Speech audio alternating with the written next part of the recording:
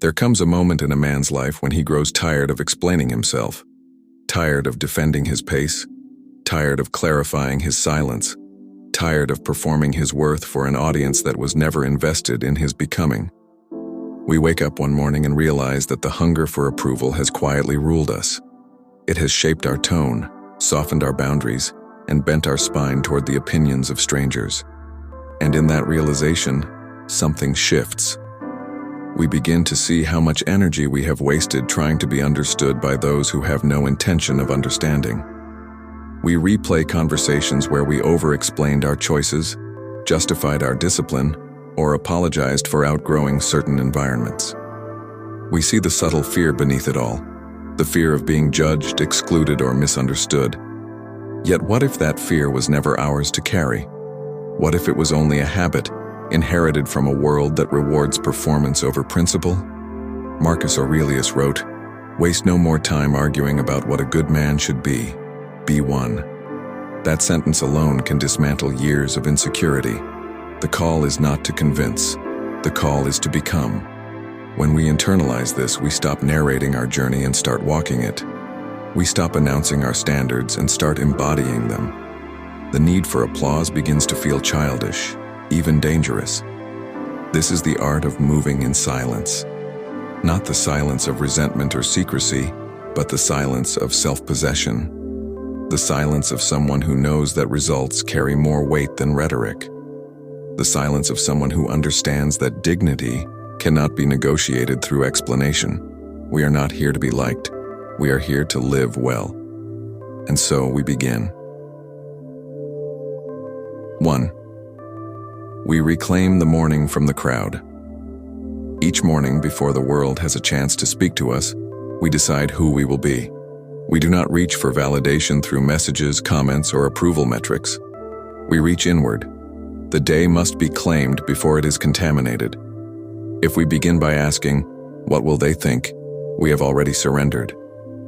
Epictetus warned, "If you wish to improve, be content to be thought foolish and stupid." There is a kind of freedom in this. When we accept that misunderstanding is inevitable, we stop trying to preempt it. We stop rehearsing defenses in our minds. Instead, we rehearse discipline. We rehearse composure. We rehearse courage. The morning becomes sacred because it is where we strengthen our inner citadel. Marcus Aurelius called it that. The fortress within that no insult, no rumor, no opinion can penetrate unless we grant it entry. In the stillness of early hours, we remind ourselves that our character is the only territory we truly control. We ask, what is in my power today? My effort, my tone, my restraint, my standards. What is not in my power? The interpretation of others, their projections, their praise, their criticism. And once this boundary is clear, anxiety begins to dissolve. When we move from this grounded place, we no longer chase approval. We pursue excellence. The difference is everything. Approval depends on the mood of others.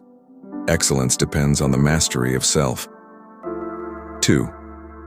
We refuse to explain what discipline has already decided. There will always be those who question our boundaries. Why don't you go out more? Why are you so focused? Why are you so quiet lately? The temptation is to explain, to soften the edge of our growth so others feel comfortable. But growth was never meant to be comfortable. Seneca wrote, "No man was ever wise by chance. Wisdom is carved through deliberate choices, many of which look strange to the undisciplined eye." When we decide to train while others scroll, to study while others gossip, to build while others sleep, we will appear extreme. Let us appear extreme. Explanations often arise from insecurity. If we were fully convinced of our path, why would we need consensus? When we over-explain, we are secretly asking for permission, but permission is for children. Responsibility is for adults. There is power in a simple, composed response. This is what I'm focusing on. And then silence. No apology, no elaboration. The more we talk, the more we dilute conviction. The quieter we become, the stronger our presence feels. Results will eventually answer questions that words never could. Let them. Let the transformation speak. Let the consistency speak. Let the calm speak. And if they still do not understand, that too is acceptable. 3. We withdraw emotional investment from opinions. Approval is addictive because it feeds the ego. Criticism wounds because it threatens it. But both praise and blame belong to the same unstable currency. They are external. If we build our identity on either, we are fragile. Marcus Aurelius reminded himself, "Choose not to be harmed, and you won't feel harmed." The insult itself is not the injury. Our interpretation is. When someone disapproves of our life, it does not alter our character. It only reveals their perspective. We train ourselves to observe opinions the way we observe weather. Some days it is sunny, some days it storms, but the sky itself remains. Our task is to become the sky, not the storm. Detached, expansive, unshaken. This does not mean we reject feedback. It means we filter it. Is it rooted in truth? Does it refine our character? If so, we accept it with gratitude. If not, we release it without hostility. Emotional reactivity is a confession of insecurity. By withdrawing emotional investment from opinions, we reclaim enormous energy. Energy once spent defending ourselves is redirected toward improvement. Energy once spent worrying is redirected toward building. And in that redirection, we grow formidable. 4. We replace the desire to be liked with the desire to be virtuous. To be liked is pleasant.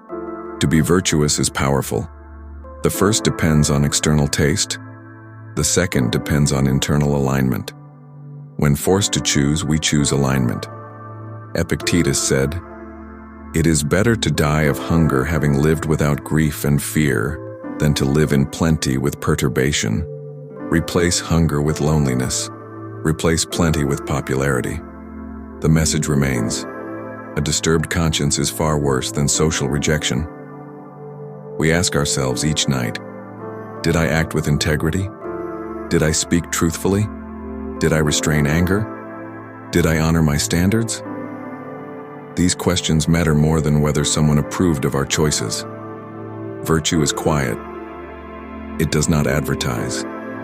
It does not beg for recognition. It does what is right because it is right. And when we anchor ourselves to this principle, the need for applause begins to feel shallow. In time, something remarkable happens. The same people who once questioned us begin to respect us. Not because we convinced them, but because consistency commands attention. Respect earned through character is stronger than approval earned through performance. 5. We let results speak in their own time. Impatience is another form of insecurity. We want validation now. We want recognition now. But growth is slow, often invisible. The oak does not argue with the seed. It simply grows. Seneca warned that we suffer more in imagination than in reality. Much of our anxiety about approval lives in imagined conversations, imagined judgments, imagined failures. Meanwhile, reality is simple. Do the work. When we commit to steady, silent effort, we detach from the timeline of praise. We understand that mastery is built in obscurity. The hours no one sees shape the strength everyone eventually notices. There is dignity in delayed recognition. It proves that we were not motivated by applause. We were motivated by principle. And principle is patient. So we move quietly. We train quietly.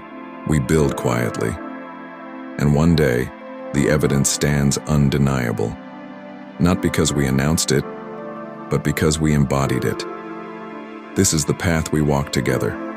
A path where we stop explaining and start becoming. Where we release the craving for approval and cultivate unshakable character. Where silence is not weakness, but strength contained. We do not withdraw from the world in bitterness. We step into it with composure. We do not seek to dominate others. We seek to master ourselves. We do not beg to be understood. We live in such a way that understanding becomes irrelevant. And when we wake tomorrow, we will not ask who approves of us. We will ask who we are becoming,